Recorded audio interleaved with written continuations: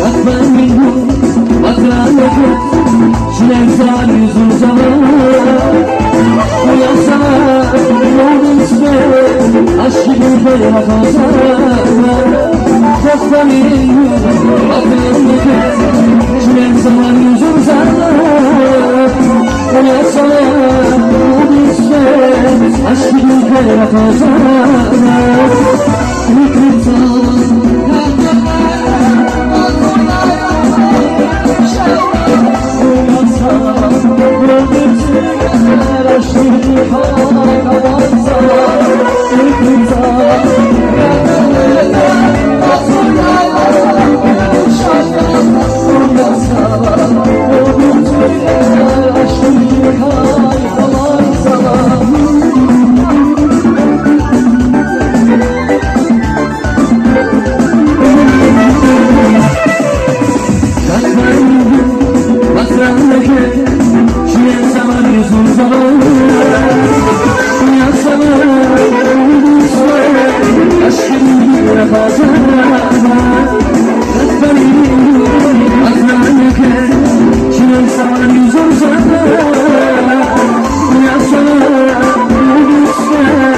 Aşkın bir fazla